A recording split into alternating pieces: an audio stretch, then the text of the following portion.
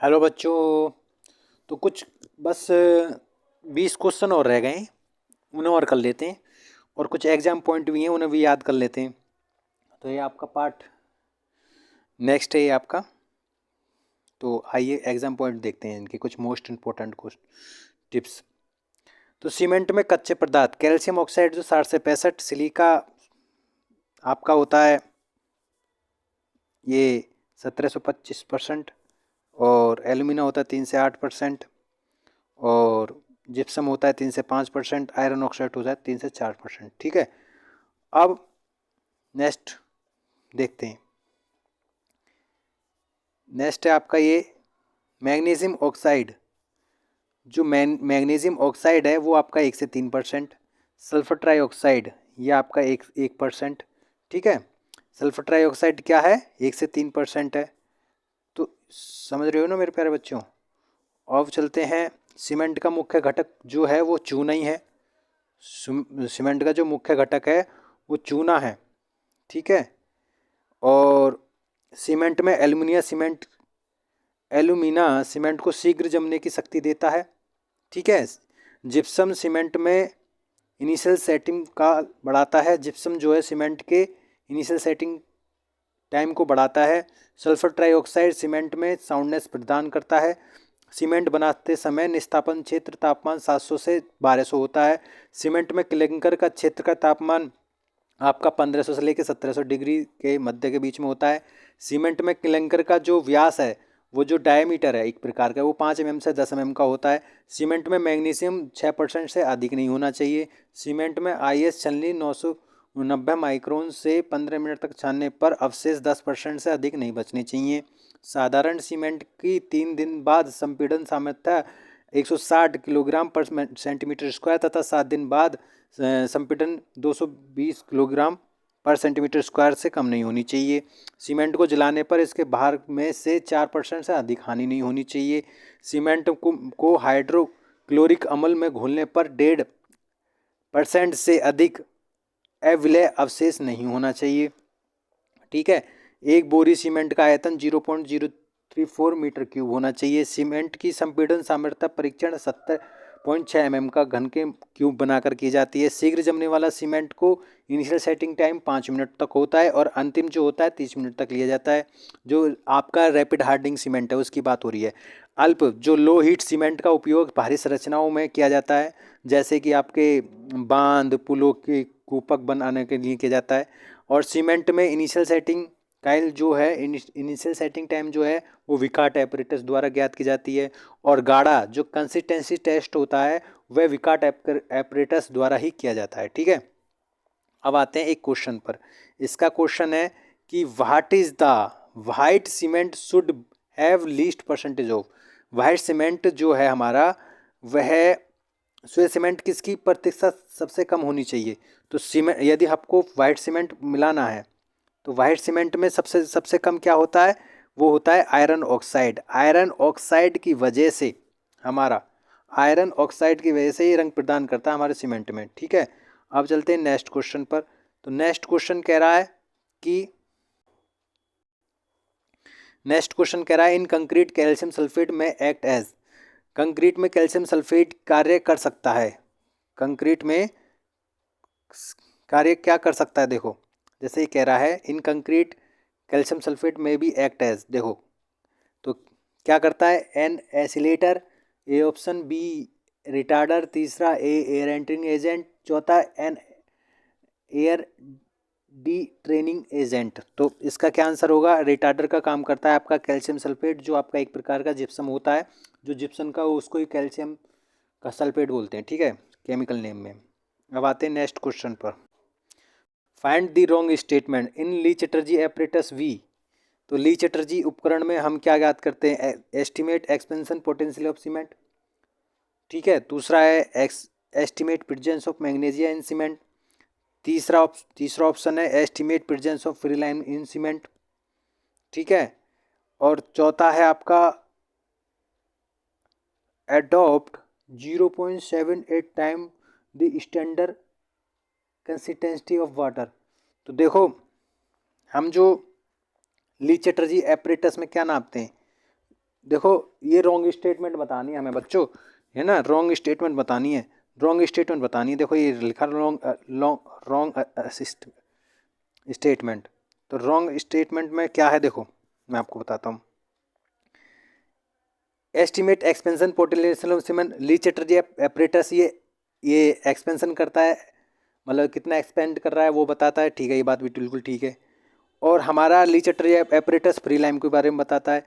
और 0.78 ये बिल्कुल, ये भी ठीक है। ये मैग्नीशिया जो बताता है वो ऑटोक्लेव बताता है। तो ये जो हमारा जो राइट आंसर होगा वो होगा आपका ये वाला, क्या, ये वाला, ठीक है। मैग्नीशिया, मैग्नीशिया में हम ऑटोक्लेव टेस्ट करते हैं, ली चैटर्जी में तो हम फ्री लाइम की टेस्ट करते हैं। अब चलते हैं नेक्स्ट क्वेश्चन पर। नेक्स्ट क्वेश्चन है कि टू एस्टिमेट 28 दिन crushing strength of concrete cube from 7 day cube strength we multiply the 7 day cube strength by, मतलब 7 दिन के जो क्यूब स्ट्रेंथ से 28 दिन के क्यूब स्ट्रेंथ में कंप्रेसिव स्ट्रेंथ क्या होगी, क्रशिंग स्ट्रेंथ क्या होगी। तो इसका राइट आंसर क्या होगा, 1.5, क्या हुआ 1.5, 1.5, ठीक है। कि कहना क्या चाह रहा है, जो आपका जो क्रशिंग स्ट्रेंथ है ना, जो मसलने वाली प्रक्रिया है, जो एक प्रकार की हम स्ट्रेंथ चेक करते हैं ना, एक होता है कंप्रेसिव, एक होता है टेंसाइल। तो हमने कंक्रीट के क्यूब लिए 7 दिन के लिए और उसका स्ट्रेंथ करा, है ना, और उसके 7 दिन के बाद हमने स्ट्रेंथ करा मल्टीप्लाई, तो उसमें हमें कितना गुना सामर्थ्य आती है, तो 1.5 गुना आती है, ठीक है। कुछ ये वैसे कंक्रीट टेक्नोलॉजी का क्वेश्चन है। अब चलते हैं नेक्स्ट क्वेश्चन पर। It to obtain high compressive strength of cement at, high compressive strength of cement, देखो कह रहा है कि सीमेंट में उच्च हाई कंप्रेसिव स्ट्रेंथ प्राप्त करने के लिए क्या करना पड़ता है। देखो आपको हम बताते हैं हाई कंप्रेसिव स्ट्रेंथ के लिए। देखो तो हम इसमें पहला ऑप्शन है कि ए वेरी स्लो रेट 1200 से लेके 500, फिर आपके एबंडेंट टेम्परेचर पर, नहीं ये नहीं करते। बी ऑप्शन है आपका, बी ऑप्शन क्या है, बी ऑप्शन है स्लो रेट, स्लो रेट 1200 से लेके 20 मिनट तक, फिर 500 mm पर 15 मिनट बाद, फिर एम्बिएंट टेम्परेचर पर, धीमी टेम्परेचर पर करने के बाद 1200 से 500 डिग्री। ये गलत है, ये गलत है। अब चलते हैं नेक्स्ट इसके तीसरे ऑप्शन, मॉडरेट रेट 1200 से लेके 500 डिग्री के बाद फिर एम्बिएंट टेम्परेचर, मतलब 1200 से लेके 500 डिग्री मॉडरेट रेट, है ना, सामान्य दर पर ले जाते हैं इसको, ठीक है। और फास्ट रेट 1200 से लेके, ये आपका लिखा है, तो ये सारे गलत होंगे। ये मॉडरेट रेट होता है ना हमारा, ये is the right answer, C is the right answer. अब चलते हैं नेक्स्ट क्वेश्चन पर। नेक्स्ट क्वेश्चन क्या कह रहा है देखते हैं। Next, a cement bag contain 0.35 cubic metre of cement by volume, how many bag will we 1 ton of cement compromise. देखो एक टन में कितने किलोग्राम होते हैं, 100 किलोग्राम, और एक बोरे का क्या वेट होता है, 50 किलोग्राम। तो हमें ये पूछ रहा है कि 1000, मतलब एक टन में कितने सीमेंट कॉम्प्रोमाइज़ करने पड़ेंगे। तो पहले देखते हैं कि सीमेंट की कितनी बोरी आती हैं। तो ऐसा कर लो, पहले तो 1000 से भाग दे दो 50 का, तो 20 बोरी आ जाएंगी, तो 20 आ गया। दूसरा ऑप्शन ये है कि सीमेंट की इकाई भार क्या है, 1440 किलोग्राम पर मीटर क्यूब, और एक बोरी का सीमेंट का आयतन है 0.035 मीटर क्यूब। और यदि एक बोरी सीमेंट का भार करते हैं तो 1440 इंटू हम जो ये कर देंगे तो 50 kg अप्रोक्सीमेट आ रहा है, और एक टन का होता है, तो 1000 से हम 50 कर देंगे तो 20 बोरी ही आएंगी, ठीक है। तो इसका राइट आंसर क्या होगा, 20 बोरी। मतलब ये कह रहा है कि एक सीमेंट बैग में 0.035 घन मीटर के बराबर आयतन होता है, ऐसा, ये तो बिल्कुल ठीक है। और सीमेंट, ठीक है, और एक टन सीमेंट में कितने बैग बन सकेंगे, एक टन सीमेंट में कितने बैग बन सकेंगे, तो ठीक है, भाई 0.035 की गुणा यदि हम 1440 में कर देंगे डेंसिटी से तो 50 kg का एक कट्टे का बैग आ गया। अब यदि हमें एक टन में यदि निकालने कितने बैग आते हैं तो फिर हमें भाग देना पड़ेगा कितने से, 50 से, है ना। तो 20 बैग आ गया, ठीक है, इज द राइट आंसर 20। तो अब चलते हैं नेक्स्ट क्वेश्चन पर। Next question, the role of super plasticizer in a cement paste is to. एक सीमेंट पेस्ट में सुपर प्लास्टिक की भूमिका क्या करने के लिए होती है। तो पहला ऑप्शन है डिस्पर्स द पार्टिकल ओनली, दूसरा assemble the particle and to remove air bubbles, तीसरा है disperse the particle remove air bubbles and return retard setting, चौथा है रिटार्ड सेटिंग ओनली। देखो सुपर प्लास्टिसाइजर क्या है, देखो पहले ये बात समझते हैं। तो सुपर प्लास्टिसाइजर जो होता है वो हमारे सीमेंट में के कणों को जो फैलाने का काम करता है, हवा के बुलबुलों को दूर करने का काम करता है और मंद सेटिंग के लिए होता है, ठीक है। सीमेंट में जब पानी मिलाया जाता है तो उसके जलयोजन की क्रिया होती है। पानी मिलाने जाने पर जो पेस्ट बनता है वह कुछ ही समय बाद प्लास्टिसिटी छोड़कर जमने लगता है। कुछ समय बीतने के यह पूर्ण सेट हो जाता है, इसके साथ ही बल ग्रैंड करने लगता है। सीमेंट की इनिशियल सेटिंग टाइम और फाइनल सेटिंग टाइम दो अवस्थाएं होती हैं। मतलब ये है सुपर प्लास्टिसाइजर एक प्रकार का रिटार्डर का काम करता है, ठीक है। तो इसका आंसर क्या होगा, ये कणों को फैलाने और हवा के बुलबुलों को दूर करने और मंद सेटिंग के लिए, ठीक है, हवा के बुलबुले को दूर करने के लिए सुपर प्लास्टिसाइजर का इस्तेमाल करते हैं। तो सी इज़ द राइट आंसर, ठीक है, सी इज़ द राइट आंसर। आपको समझ में आ रहा होगा, ठीक है। अब चलते हैं नेक्स्ट क्वेश्चन पर। In cold weathering country cement preferred is. ठंडे देशों में कौन सी सीमेंट अपनाई जाती है।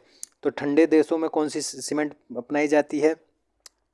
तो ठंडे देशों में देखो ऐसी सीमेंट अपनाई जाएगी जो बहुत ही जल्दी से आपका हार्ड हो जाए, ठीक है। तो पहला देखते हैं, चलो। ऑर्डिनरी पोर्टलैंड सीमेंट तो ये तो साधारण हो गया, इसको तो यूज नहीं करेंगे ठंडे देशों में, ठीक है। दूसरा है आपका पोजालाना सीमेंट। पोजालाना सीमेंट तो वहाँ यूज करते हैं जहाँ 70% आपका ये क्लिंकर फॉर्म होता है ओपीसी का और 30% आपका पोजालाना मटेरियल होते हैं जो राख होती है ज्वालामुखी की। तीसरा है आपका कैल्शियम क्लोराइड सीमेंट। हाँ, कैल्शियम क्लोराइड सीमेंट होगा क्योंकि इससे ना स्पीड बहुत ज़्यादा हो जाएगी और उसमें ना जिप्सम नहीं मिलाएंगे और बहुत जल्दी जम जाएगा। क्योंकि आपकी जो सीमेंट है सर्दियों में वो सिकुड़ता है और गर्मियों में फैलता है, तो इस कारण वो सर्दियों में सिकुड़ने का काम करता है और उसकी सेटिंग टाइम भी बढ़ जाती है, देखा जाए तो 30 मिनट से कुछ ज़्यादा ही हो जाती है सर्दियों में। तो इसलिए ठंडे मौसमों में हम कैल्शियम कार्बोनेट यदि कैल्शियम क्लोराइड ज़्यादा मिला दें सीमेंट में तो सी इज़ द राइट आंसर होगा इसका, सी इज़ द राइट आंसर, ठीक है। लो हीट सीमेंट तो वहाँ यूज़ करते हैं जहाँ डैम वैम होता है, डैम, ठीक है। नेक्स्ट क्वेश्चन है, in cement generally the increase in strength during a period of 14 day and 28 day in primarily due to. देखो which compound increase the strength of cement during hardening of. ये कह रहा है कि जमते समय वह कौन सा यौगिक है जो सीमेंट की शक्ति से पहले 4 सप्ताह तक बढ़ता रहता है। देखो ये देखते हैं, आते हैं अब। जमते समय वह कौन सा यौगिक है जो सीमेंट की शक्ति को पहले 4 सप्ताह तक बढ़ाता है। पहले 4 सप्ताह तक कौन सा वो कंपाउंड ऐसा है कि पहले 4 सप्ताह तक कौन सा स्ट्रेंथ देता है, तो वो देता है C3S। बाद में कौन देता है, वो देता है C2S। तो इसमें आंसर होगा आपका C3S। क्या होगा C3S आपका वो स्ट्रेंथ देता है शुरू के इनिशियल सेटिंग टाइम को।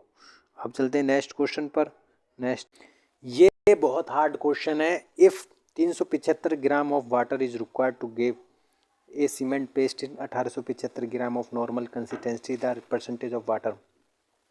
मतलब कह रहा है कि 375 ग्राम का हमने कोई सीमेंट मतलब पानी है, जल की मात्रा है 375 ग्राम और 875 जो है नॉर्मल कंसिस्टेंसी है, ठीक है। नॉर्मल कंसिस्टेंसी मतलब उसमें सीमेंट भी है और पानी भी है, सीमेंट पेस्ट का भार।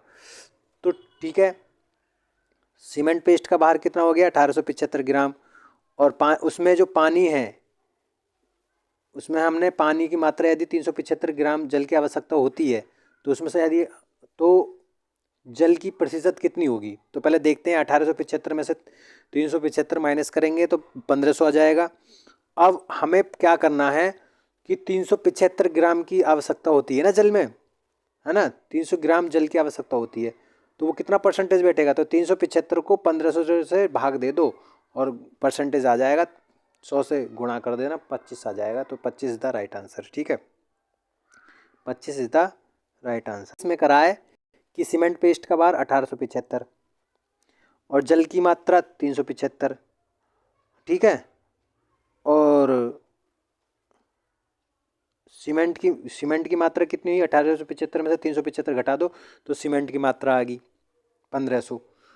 और 1500 को हम, ये पूछ रहा है कि जल की मात्रा कितनी परसेंट होगी, है ना, सीमेंट में जल की मात्रा कितनी होगी ये पूछ रहा है ना।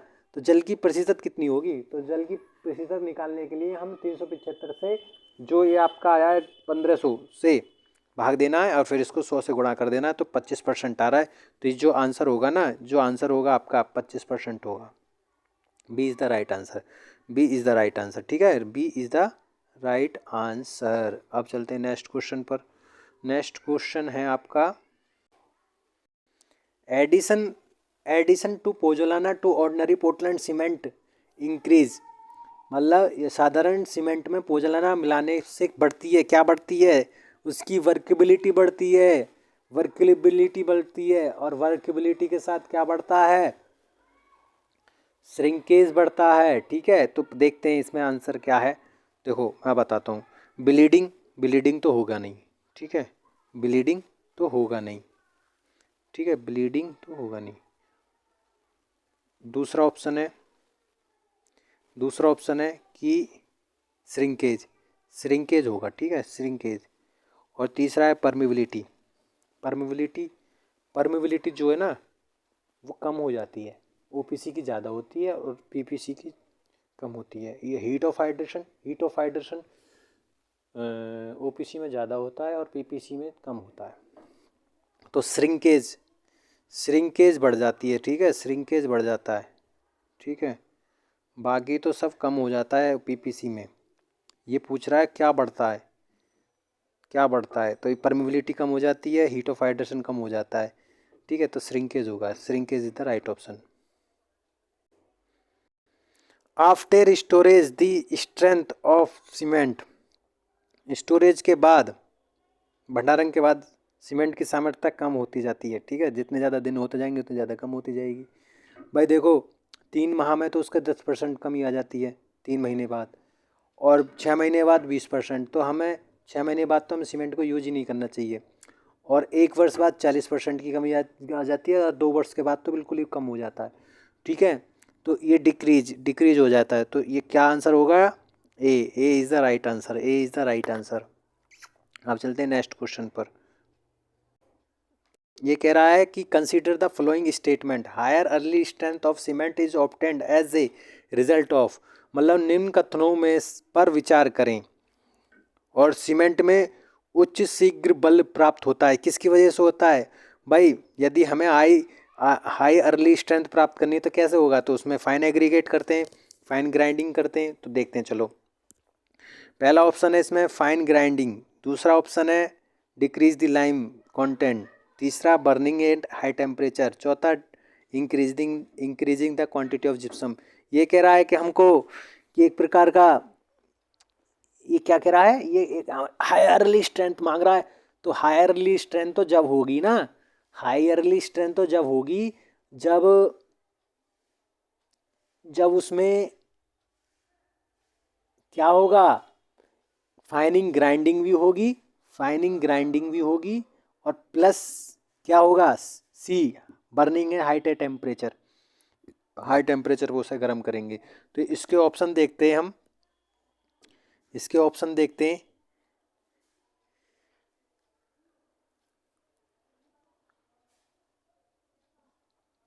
इसके ऑप्शन देखते हैं चलो।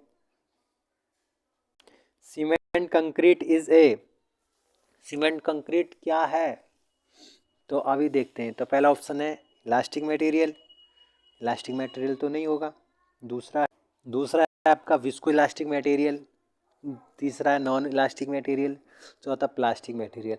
देखो सीमेंट कंक्रीट जो है ना एक चिपचिपा चिपचिपा इलास्टिक मटेरियल है। तो कौन सा एक चिपचिपा होता है ना, उसमें एक कोहेजन और एडेसिव बॉन्ड है उसमें, तो ये होगा ये वाला आंसर, एक चिपचिपा। ठीक है, देखो वो इलास्टिसिटी, वो प्लास्टिसिटी जब लूज कर देता है, जब हार्ड हो जाता है, तो वो फाइनली इस सेटिंग टाइम में पहुंच जाता है। पहले तो प्लास्टिक फॉर्म में होता है, पहले तो देखो पहले तो फ्लूइड फॉर्म में होता है, फ्लूइड मतलब इलास्टिक, तो एक प्रकार से विस्को इलास्टिक बोलेंगे। अब इसका नेक्स्ट क्वेश्चन पर चलते हैं हम। A sample of cement is said to be sound when it is does not content free, मतलब एक सीमेंट के प्रतिशत को साउंडनेस कहा जाए यदि हम उसमें में से क्या ना हो, यदि हमें सीमेंट में, एक सीमेंट में क्या अलग हो जिससे वो साउंडनेस ना हो। ठीक है, तो साउंडनेस नहीं होगा तो free lime, silica, iron oxide, alumina. तो देखो एक प्रकार से मैं बताता हूँ आपको, सिलिका तो आपका स्ट्रेंथ देता है, क्या देता है, स्ट्रेंथ देता है, और आयरन ऑक्साइड कलर प्रदान करता है, एल्यूमिना फ्लैश सेट करता है। ठीक है, और फ्री लाइम आपको क्या करता है, जो मुक्त चुना है यह है साउंडनेस प्रदान करता है। ठीक है, इसकी ज़्यादा मात्रा हो जाएगी लाइम की तो हम साउंडनेस कहेंगे। ये वो तीन तीन कंपाउंड ऐसे हैं जो साउंडनेस, यदि सीमेंट में ज़्यादा हो जाए तो वो साउंडनेस कर देंगे। पहला है आपका लाइम, दूसरा है मैग्नीशिया, वो 6% से ज़्यादा नहीं होना चाहिए, और तीसरा सल्फर ट्राइऑक्साइड, सल्फर ट्राइऑक्साइड 1 से 3% से ज़्यादा नहीं होना चाहिए। ठीक है, अब आते हैं नेक्स्ट क्वेश्चन पर।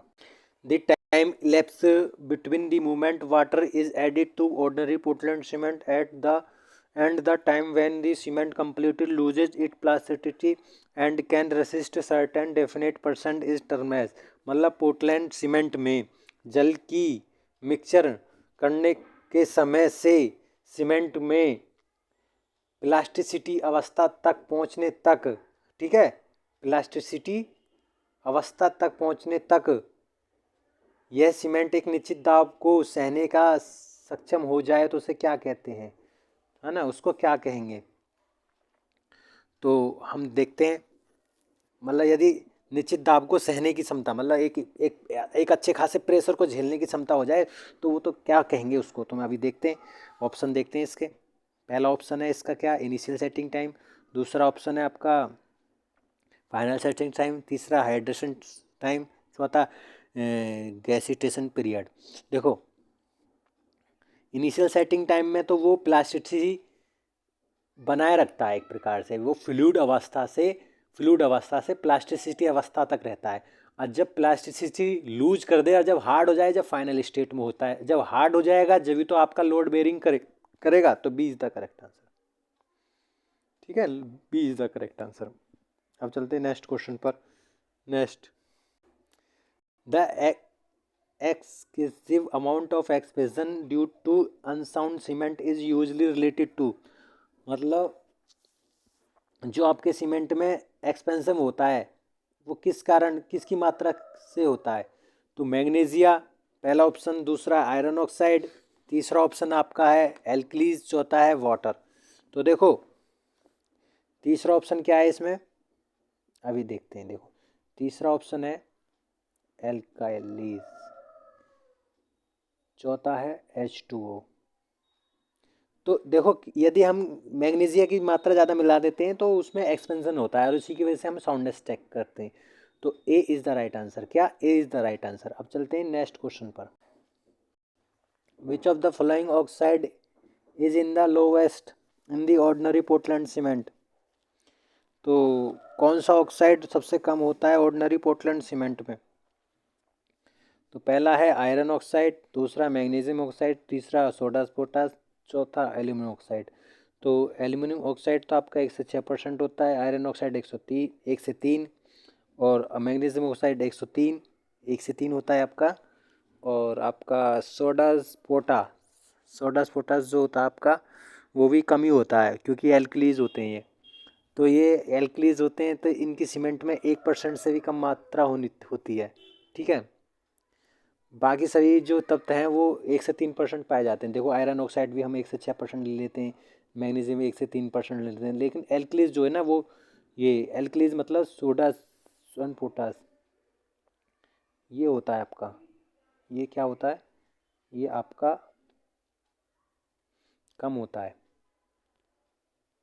नॉर्मली व्हेन ओपीसी हाइड्रेटेड, जब साधारण पोर्टलैंड सीमेंट जलयोजित होता है तो heat is absorb, heat involve, heat neither involve non absorb.